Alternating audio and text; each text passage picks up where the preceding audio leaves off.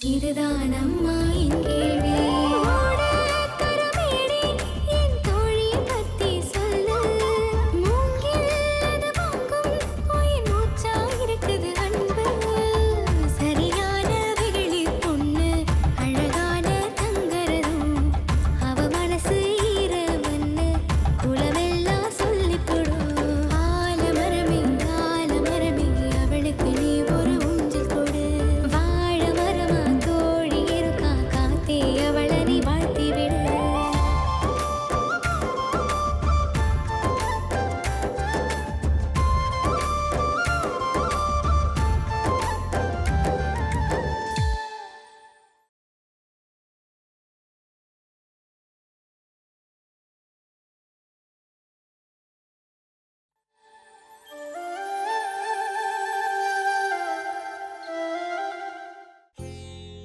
வயிற்றுக்கும் உடம்புக்கும் போதுங்கிற போது உன்னை திரும்பி பார்க்க வச்சிருக்கிய. ஒன்றும் நான் வாழ தெரியாம தானே வாழ்ந்துட்டு இருக்கேன். எனக்கு எப்போ வாழ்க்கையோட தத்துவத்தை சொல்லி கொடுக்க போற? இளைச்சவனை வலுத்தவன் வீழ்த்திட்டு தானே இருக்கான்.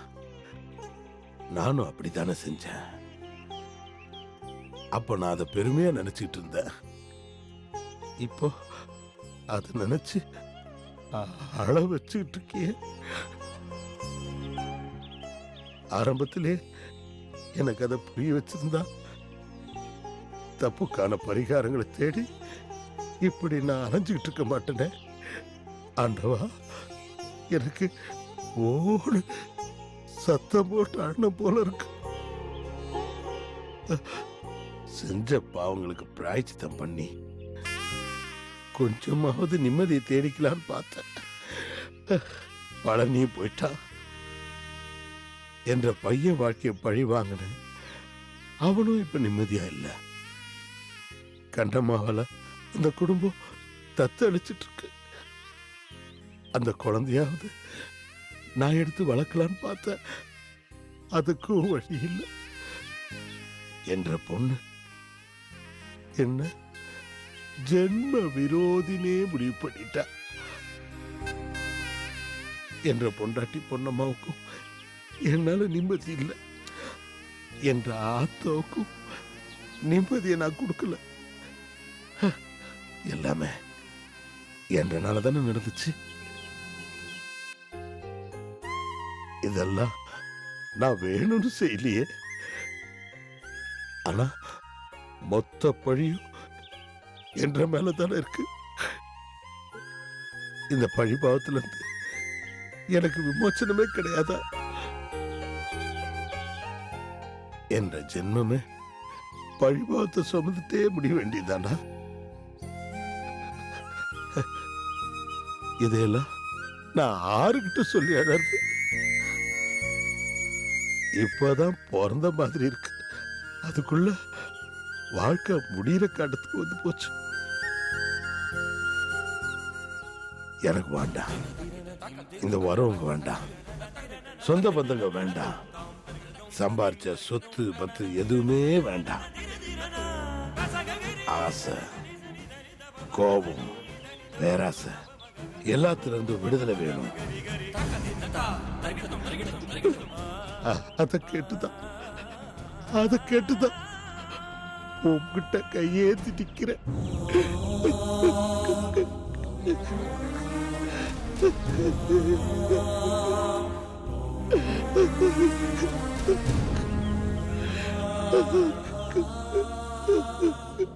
ரத்னம்,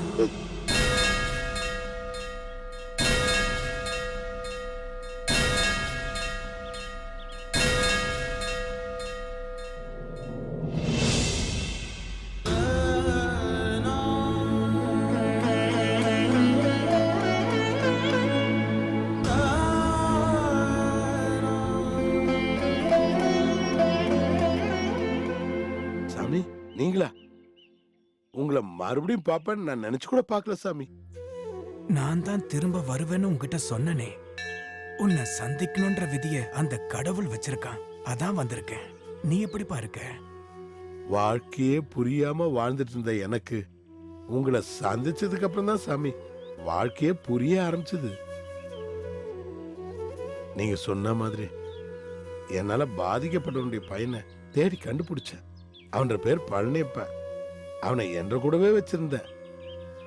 சொத்துலலாம் கூட அவனுக்கு பங்கு எழுதி வைக்கலான்னு நினைச்சிட்டு இருந்தேன். திடீர்னு எங்க போனானே தெரியல சாமி, காணாம போயிட்டான்.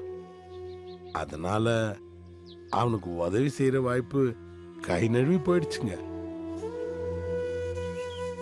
அதுக்கப்புறம் ஒரு குடும்பத்துக்கு நெருப்பு வச்சு கொளுத்துறேன்னு சொன்னேன் சாமி. அவங்க சாகல சாமி, உசுரோட தான் இருக்காங்க. அந்த குடும்பத்துக்கும் ஏதாவது உதவி செய்யணும்னு நினைச்சேன். அதுவும் கைகூடி வரமாட்டேங்குது சாமி. என் மவன் சக்திவேலுடைய வாழ்க்கையும் என்னால சீரமைக்க முடியல. என்ற பொண்ணு மனசையும் என்னால மாத்த முடியல. அதான் கடவுள்கிட்ட கேட்டுக்கிட்டு இருந்த சாமி. ரத்னம், எல்லா பாவங்களுக்கும் பரிகாரம் மூலியமா விமோச்சனம் தேட முடியாது. நம்மளால பாதிக்கப்பட்டவங்க நம்மள மன்னிச்சா மட்டும்தான் நம்ம பாவம் அகலும். கடவுள் மனுஷனை பூமிக்கு அனுப்பி வைக்கும் போது எந்த அப்பழுக்கும் இல்லாம தான் அனுப்பி வைக்கிறான். அப்படி இந்த பூமிக்கு வர எல்லா குழந்தைக்கும் கெட்ட எண்ணம் கிடையாது, கோபம் கிடையாது, ஆசை கிடையாது, பொறாமை கிடையாது, ஜாதி கிடையாது, மதம் கிடையாது, ஏழை பணக்காரன்ற வித்தியாசம் கிடையாது. அந்த குழந்தை வளர வளர அதுக்கு எல்லாத்தையும் கத்துக் கொடுக்கறது தாயும் தகப்பனும் இந்த சமுதாயமும் தான்ப்பா. அதுக்கப்புறம் செய்யற பாவ புண்ணியங்களை ஆண்டவன் கணக்கெடுக்க ஆரம்பிச்சிடறான். அந்த கணக்குல இருந்து யாராலையும் தப்பிக்க முடியாது. ஒவ்வொருத்தோட வாழ்க்கையும் ஏற்கனவே தீர்மானிக்கப்பட்டதுதான். யாரால பூமிக்கு அனுப்பப்பட்டானோ அவன் காலடியில தஞ்ச அடைஞ்சிட்டா மீதி எல்லாம் அவனே பார்த்துப்பான். இப்போ நான் என்ன செய்யணும் சாமி?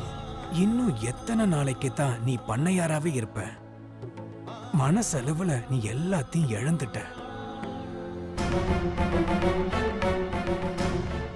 பிறந்த குழந்தை மாதிரி கள்ளங்கபடமில்லாத மனநிலைக்கு வந்துட்ட.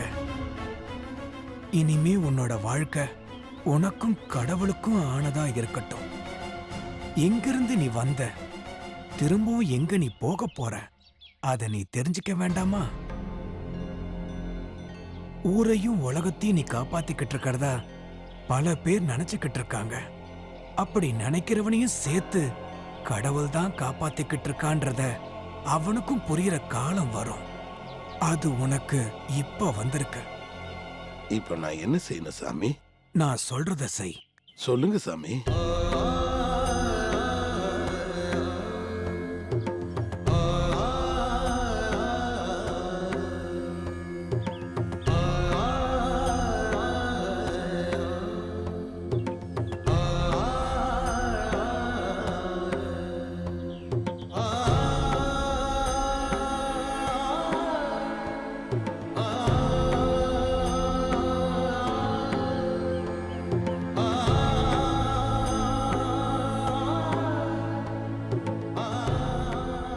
சரிங்க சாமி, அப்படியே செஞ்சு போடுறேன்.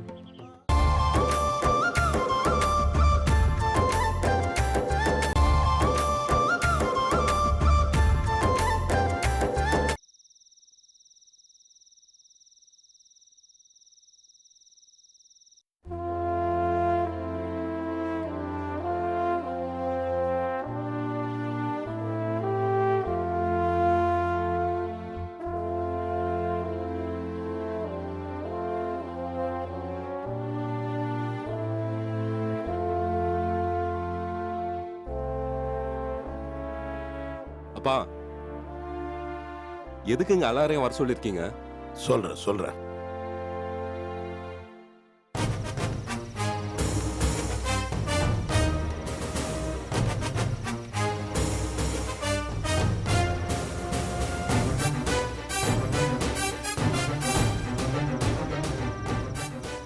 வாங்க வக்கீல், வாங்க.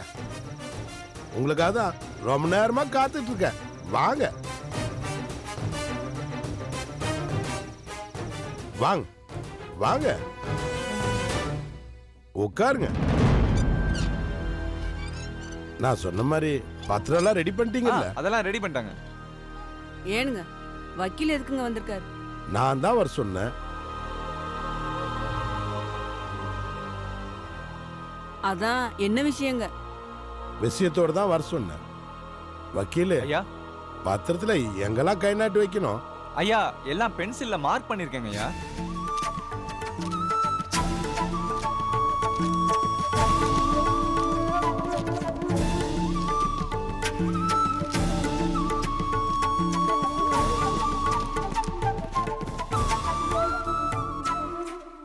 பேப்பர் ரெடி பண்ணும்போது எனக்கே மனசுக்கு ரொம்ப கஷ்டமா இருந்துச்சுங்க ஐயா.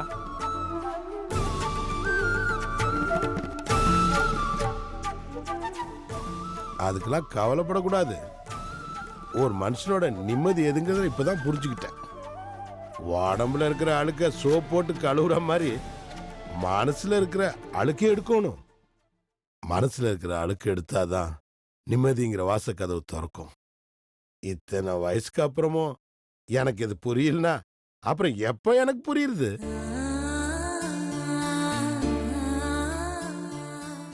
ஒரே நிமிஷத்துல கை நாட்டு வச்சு போட்டு என்ற தலையெழுத்த மாத்த போறேன்.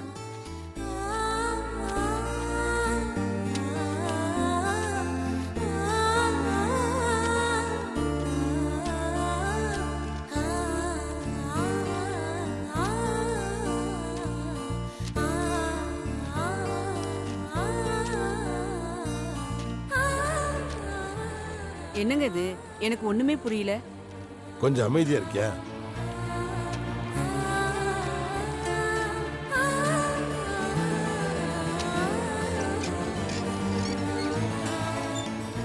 சக்தி, என்னங்கப்பா? இத வாங்கிக்கப்பா.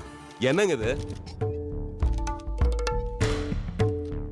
சொத்து மொத்தத்தையும் எல்லாருக்கும் பிரிச்சு கொடுக்கணும்னு நினைச்சேன், முடியல. அதுக்கான காலம் நேரமும் கடந்துக்கிட்டே போகுது. அதனால சொத்தோட மொத்த அதுக்கு பேரனை வைக்கல. பவர் ஆஃப் அட்டார்னிங்க. அத 1.5 பேர்ல எழுதி வச்சிருக்கேன். இந்த சொத்தை என்ன பண்ணுமோ பண்ணிக்க. மஞ்சுக்கு ஏதாவது கொடுத்துடுற. அப்பா, எதுக்கு இப்படி அவசரப்படுறீங்க? சொத்தோட அதிகாரத்தை இப்படி அவசர கோலமா என்கிட்ட கொடுக்கணுமா? அவசரமா கொடுக்கறதுக்கான காரணம், அதுக்கான அவசியம் இப்ப வந்து போச்சு.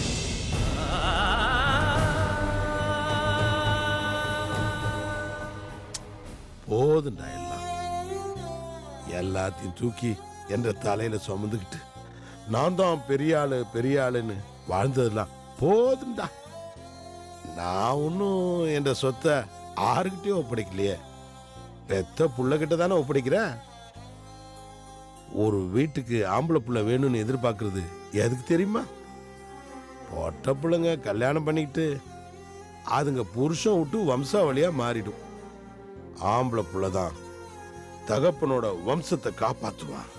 அதனாலதான் தகப்பனோட பொறுப்பை கைமாத்தி கொடுக்கறான். அப்படித்தான் இத நான் உன்கிட்ட கொடுக்கறேன். இந்தா புடி. வேணாமுங்க, இது எனக்கு வேணாமுங்க, நான் வாங்க மாட்டேன். சக்திவேலு, என்ன உண்மையிலே நீ அப்பனா மதிக்கிறதா இருந்தா இத நீ வாங்கியே ஆகணும்.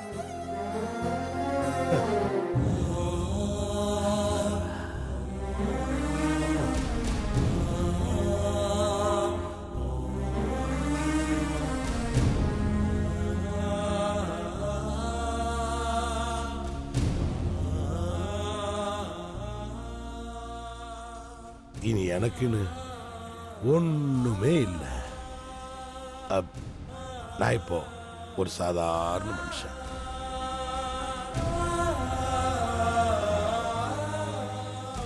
இப்ப எவ்வளவு நிம்மதியா இருக்கு தெரியுமா? பெரிய பாரத்தையே இறக்கி வச்ச மாதிரி இருக்கு.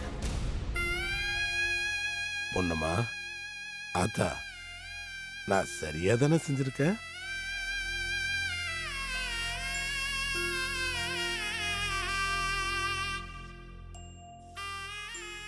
முடிஞ்சு போச்சு, எல்லாம் முடிஞ்சு போச்சு.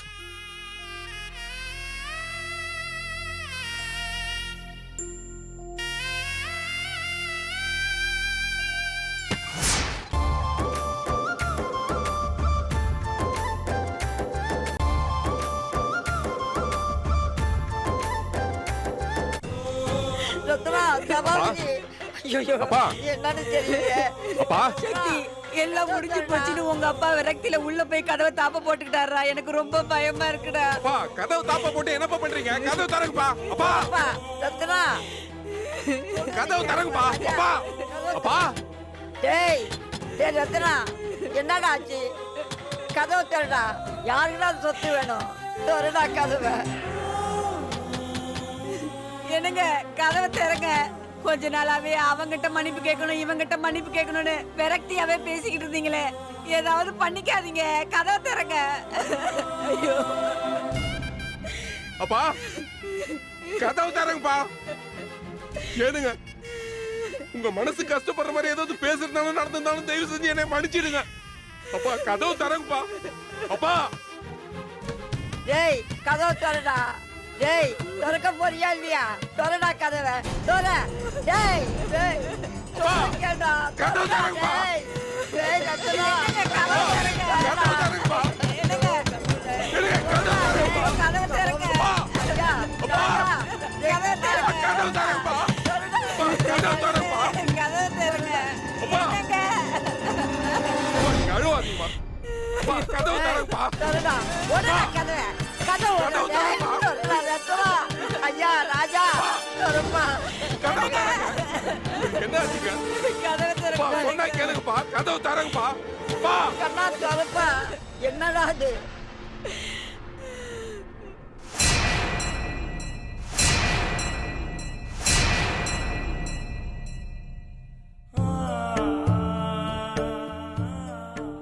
அப்பா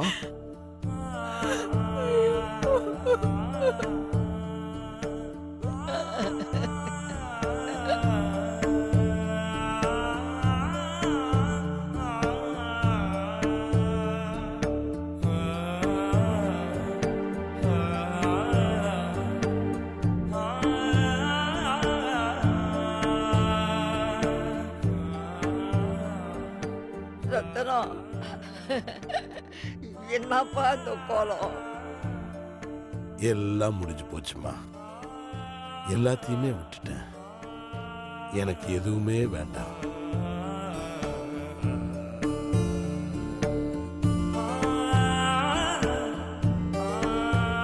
வெட்டி கௌரவம் சொத்தெல்லாம் நிலை இல்லாததுமா. எல்லாம் இருந்தப்ப பயம் இருந்துச்சு, எதுவும் இல்லைங்கிறப்ப தைரியம் வந்துருச்சு. மனுஷனுக்கு இல்லறம் துறவரம்னு ஒரு காலத்துல இருந்துச்சு. அதுல துறவரத்தை விட்டுட்டாங்க. அதனாலதான் பிரச்சனைகள்ல இருந்து வெளியில வர மாட்டேங்கிறான். இப்ப நான் தெளிவடைச்சிட்டேமா. ஏனுங்க எங்களை விட்டு பிரிஞ்சா போறீங்க? சம்சாரி சரியில்லைனா தான் சன்னியாசம் போவாங்கன்னு சொல்லுவாங்க. ஆனா நான் என்னங்க தப்பு செஞ்சேன்? பொன்னம்மா, என் மனசு அமைதியை தேடி போகுது. அதுக்காக திரும்பி வரமாட்டேன்னு நினைச்சுக்காத. மறுபடியும் வருவேன். கொஞ்ச நாளைக்கு நான் ஏதோ கோயில் குளம் போனதா நினைச்சுக்க. அப்பா என்ற மேல கோவம் இருந்தா மன்னிச்சிடுங்க. இப்படி ஒரு முடிவு வேணாமுங்க. என்றனால தாங்க முடியலைங்க. சக்தி, இது உங்களால எடுத்த முடிவு இல்ல, எனக்கு நானே எடுத்துக்கிட்ட முடிவு. கொஞ்ச நாளாவே என்ற மனசு எதையோ தேடிட்டு இருக்குன்னு சொன்னனே, அது இதுதான்ப்பா.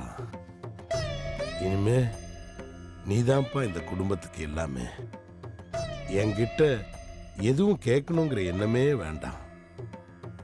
உன்ற ஆத்தாலையும் என்ற ஆத்தாலையும் எல்லாரையும் பார்த்துக்க வேண்டியது உன்னோட பொறுப்பு.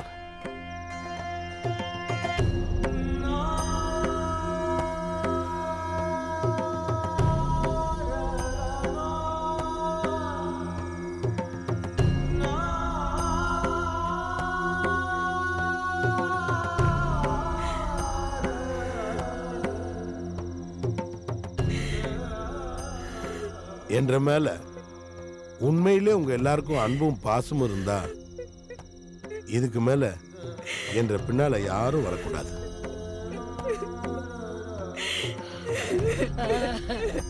ரத்தனம். ஐயா, ராஜா. டேய். பாரதி பாரதி வாக்கு தாத்தா புறப்படுற எங்க போற? தெரியல கண்ணு, ஆனா போறேன். சரி, போயிட்டு வா.